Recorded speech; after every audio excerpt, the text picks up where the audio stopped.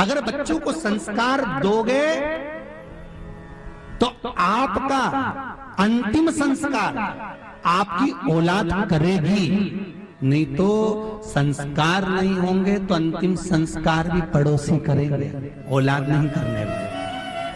अगर संस्कार श्रेष्ठ हैं तो तुमने अपने बच्चों को अगर श्रेष्ठ संस्कार दिया है, कितनी माताएं बैठी हैं जिनके बच्चे रोज उनको प्रणाम करते हैं। ईमानदारी से हाथ उठा जो रही हो, हाँ उठा, पड़ोसन के देख के मत उठाओ रही, हाँ उठा लो। और कुछ ने धर भी दिया उठा के, हम समझ गए 30 त्योहार पे पड़ता होगा, रख लो, रख लो। अब आप में से कितनी माताएं जो अपने बच्चों के रोज हाथ पर जोड़ ले, अरे उठ जा, तेरे हाथ जोड़ू, उठ जा, स्कूल का टाइम हो गया, उठ जा, रोज उठाना पड़ता है, उठ जा ये कर ले, उठ जा ये कर ले। भाई बहुत विचित्र समय। अगर हम संस्कार नहीं देंगे तो अंतिम संस्कार पर भी वो आने वाला नहीं है, दूर से ही खड़ा रहेगा, दूर से। ये शंकर की कथा कहती है, शिव महापुराण की कथा कहती है, बाबा बर्फानी की कथा कह रही है, भूत भामन भूतेश्वर की कथा कह रही है। मृत्यु लोक का देव है महादेव, उसको पहचान लो। सबसे सरल देव, एक लोटा पानी चढ़ाओ, 3 बार ताली बजाओ, बम बम बोलो, राजी। इतना सरल देव कहीं मिलेगा? अरे बोलो तो सही, बिल्कुल अलमस्त होकर। अभी आप चले जाओ मंदिर में, तुम जाकर देखो, माँ भोलेनाथ जी आराम से बैठे हुए, आ जाओ लोटा भर के पानी चढ़ा के चले जाओ, अलमस्त बैठे। भले दोपहरी हो रही, सारे दोपहर के मंदिर भले बंद हो, जहां पर महादेव का मंदिर कभी बंद नहीं होता, अलमस्त बैठे रहे। घर से जब फ्री होगी तब आ जाएगी, बैठे। और इतनी चतुर माताएं घर से भी पानी लेकर नहीं जाए, वहीं मंदिर का लोटा उठाए, मंदिर का ही पानी भर ले, और मंदिर के महादेव को सिर्फ पल्लू लेके चढ़ाए, हर हर महादेव। शंकर जी भी मन में सोचे, आई काय को मैं तेरे घर ही आ जाता, इतना भी काय को टेंशन लिया। मंदिर का लोटा, मंदिर का पानी, मंदिर का ही महादेव, चढ़ाने का कोई फायदा हुआ? अरे बोलो तो सही, कौन सी पुराण में लिखा कि मंदिर का लोटा उठा के मंदिर का पानी भरकर मंदिर के महादेव को चढ़ाओ? किसी पुराण के अंतर्गत नर्मदा पुराण हो, लिंग पुराण हो, नारद पुराण हो, ब्रह्म पुराण हो, ब्रह्मवृत्ता पुराण हो, शिव महापुराण हो, किसी में नहीं लिखा कि मंदिर का लोटा उठाना, मंदिर का ही पानी भरना और मंदिर के महादेव को चढ़ाना। नियम क्या कहता है कि घर से पानी लेकर जाओ, भले थोड़ा लेकर जाओ, पर घर से लेकर जाओगे और महादेव को जब चढ़ाओगे तो अपने घर का पानी जब चढ़ाओगे तो अपने घर का एड्रेस, अपने घर का पता आप देवाधिदेव महादेव को बताकर आ जाओगे। इसलिए घर का जल,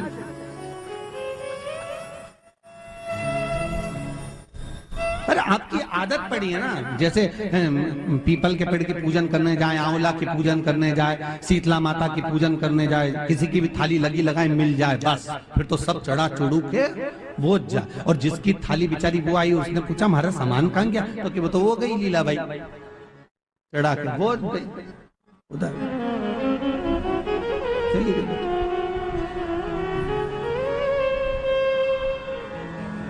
और इसके बाद भी देवाधिदेव महादेव आनंद में, शंकर बड़ी मस्ती में, उसके बाद भी मस्त बैठे।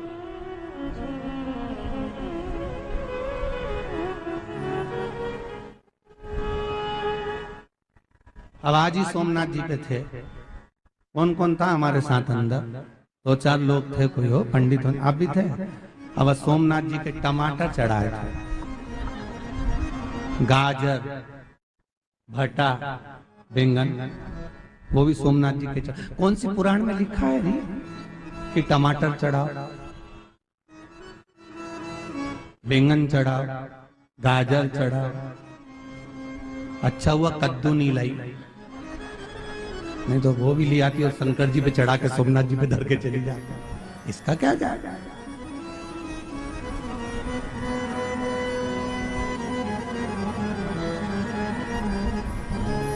अच्छा थोड़ा ज्यादा भी लाए तो पंडित जी बेचारा कहीं नहीं तो कम से कम सब्जी तो बना ले। टमाटर 1, बैंगन 2, गाजर 3, अब कहीं इसका मिक्स वेज बना, ये भी समझ में। कहां लिखा? शिव महापुराण कथा कहती है कि कुछ भी लेकर ना जाइए, तो मंदिर की ही बेलपत्र उठाकर, शंकर की चढ़ी हुई बेलपत्र उठाकर धोकर वापिस शंकर को समर्पित कर दीजिए, शिव राजी हो जाएगा।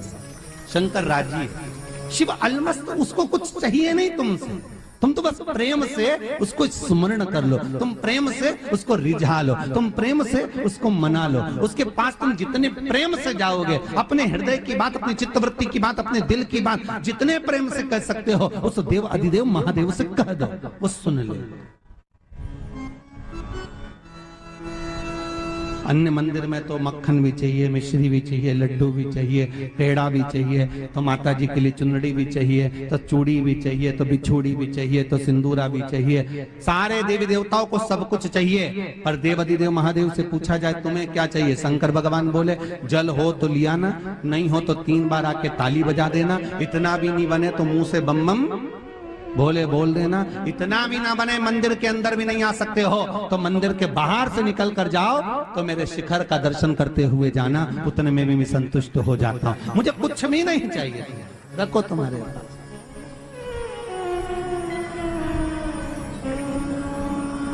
वो घड़ी है, वो उसकी अलमस्तता, उसका आनंद, उसका सुख है। कितने दिन की शिव पुराण है यहाँ पर? 7 दिन की। विवाह हुए तो फेरे कितने डले?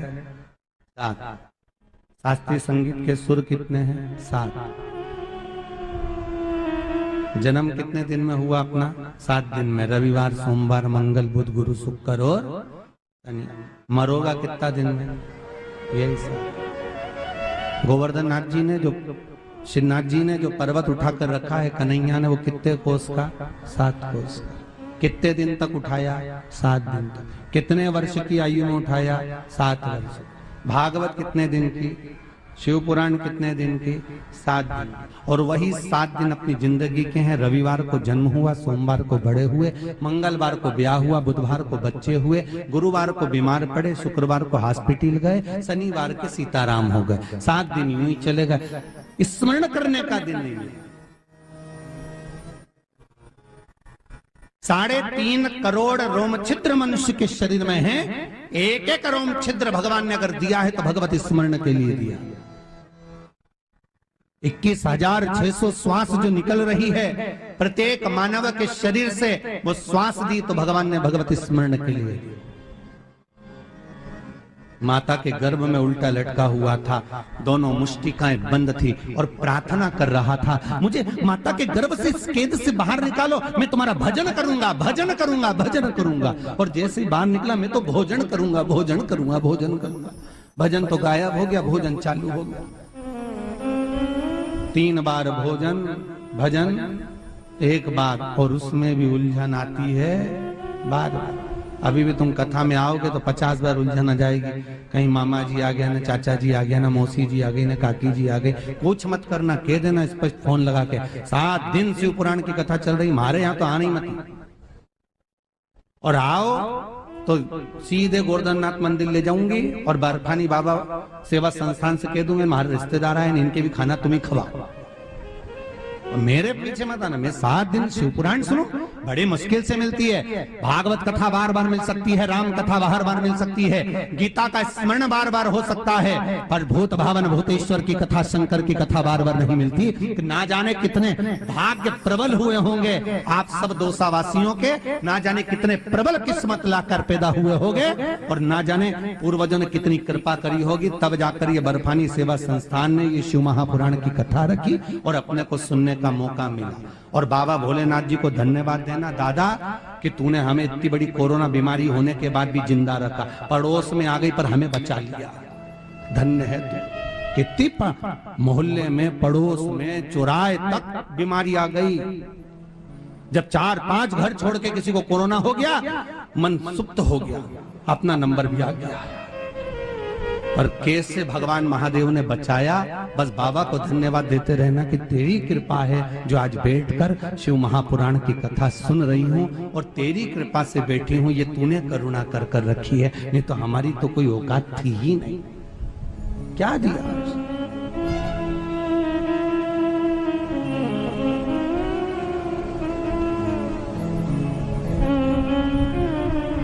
बर्फानी सेवा संस्थान वाले कुछ लोग कह रहे थे, गुरुजी आपने वो समी का पत्ता का ऐसा उपाय बताया कि पूरे राजस्थान में समी के पेड़ में पत्ती नहीं मिली चढ़ाने, पत्ती नहीं मिले हैं, सब तोड़ तोड़ ले जाने, सब चढ़ाया। सही है। हाँ, तुम महादेव भी तुम पे बड़ा राजी भी होगा, ईमानदारी की बात तो महादेव सोचेगा तो सही कि पूरी भगत मेरे यहीं आई है। हो जोरदार। भगवान महादेव बड़ी अलमस्तता में है। शिव कृपालु है, शिव दयालु। बहुत ध्यान दीजिएगा महाराज।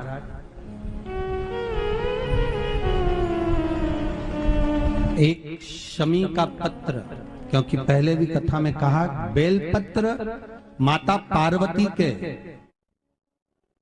नयन अश्रु से प्रकट हुआ है, रुद्राक्ष भगवान शंकर के नयन अश्रु से प्रकट हुआ है, और शमी का पत्र, शमी का वृक्ष उमा और महेश के दोनों के मिलन से, नेत्र बिंदु के जल के मिलन से प्रकट हुआ है। यह कोई साधारण सा शमी पत्र नहीं है।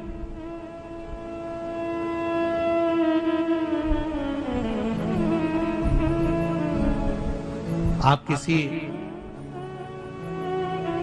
शुगर आपकी लेवल में ही नहीं आ रही, बहुत ऊंची नीची जा रही है, बहुत ऊंची नीची जा रही है, और डॉक्टर भी कह रहा है कि शुगर को लेवल में लाना जरूरी है। अगर ये लेवल में नहीं आई तो फिर इंजेक्शन लेना पड़ेगा, इसको लेवल में लाना जरूरी है। कुछ मत करो, कुछ थोड़े से दिन, 5 दिन शमी पत्र 5 पीपल के पत्ते महाराज,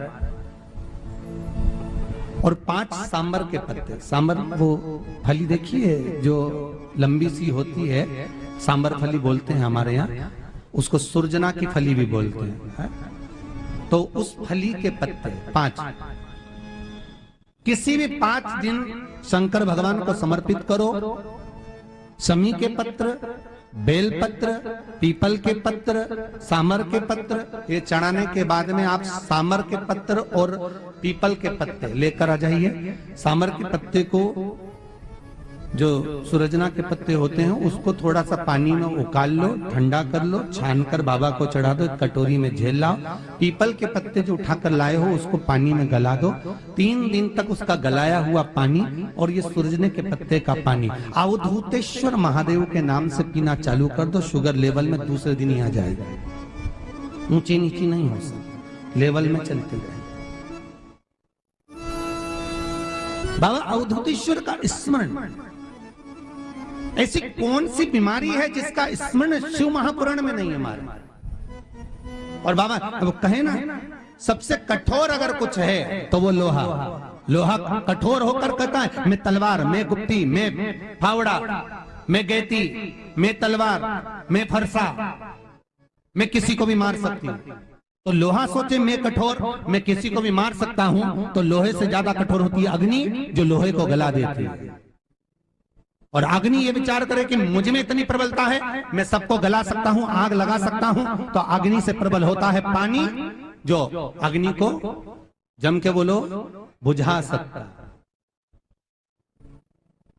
और पानी अगर सोचे कि मैं कठोर हूं, मैंने इतनी बड़ी भयंकर अग्नि को बुझा दिया, तो पानी से कठोर होता है मनुष्य, जो लोटे में भर के डकार जाता है, गिलास में भरकर पी जाता है, उससे प्रबल है मनुष्य। और मानव अगर सोचे कि मेरे बराबर कोई नहीं, उसकी अहंकारिता, उसकी अभिमतता, उसका हम उसके सामने जब आ जाए, तो मनुष्य से ज्यादा प्रबल होती है बीमारी। ऐसी बीमारी शरीर में एक लग जाती है कि पूरे पूरे मनुष्य को ही निगल जाती है। फिर बीमारी सोचे कि मुझसे प्रबल कोई नहीं, मैंने अच्छे अच्छे सुरमाओं को निगल गई, किसी को कोई बीमारी लगा दी, किसी को कोई बीमारी लगा दी, अच्छे अच्छे सुरमाओं को मैं निगल गई।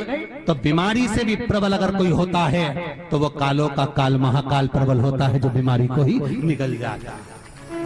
वो शंकर, वो त्रिकालदर्शी, वो कैलाशी, वो अविनाशी है, वो शिव है,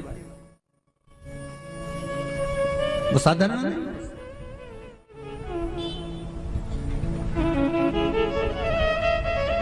बस उसको जानना है, उसको पहचानना है।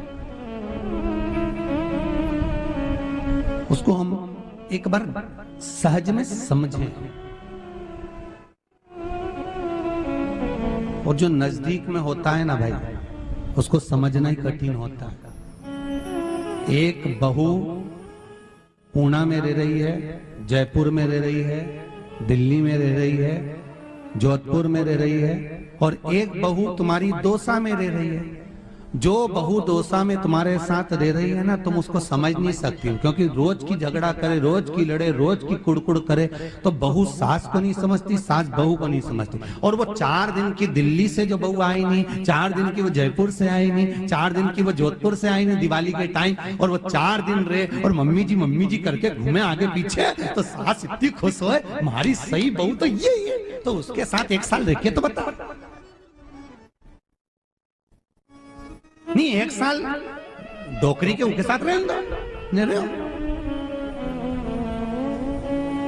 दूर के ढोल, अरे अच्छे से बोलो रही, हाँ सुहावने लगे। हमारी दिल्ली वाली बहू रोज फोन लगाए हमारे पीछे, मम्मी कैसी, और उस बहू की इतनी तारीफ करे, और जो पास में रहे वो की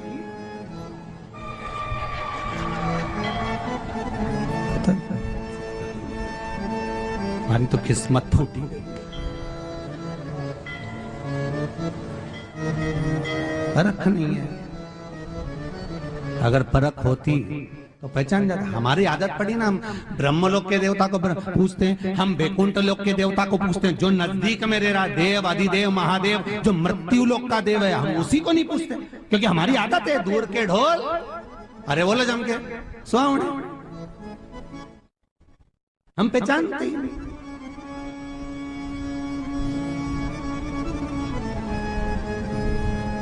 दूर का अगर कोई आए, बहुत बढ़िया साहब, बहुत बढ़िया। एक बहन दूसरे गांव में रहनी तो उसकी खूब खाती रहो, और एक बहन वहीं की वहीं गांव में रहनी तो बस चाय पिला के टरका दे जा, चाय पिला के, वो भी कभी कभी तो यूं ही कह दे आज तो दूध ही खत्म हो गया, तो कभी कभी ये भी बोल दो, उसका क्या, कौन जाने।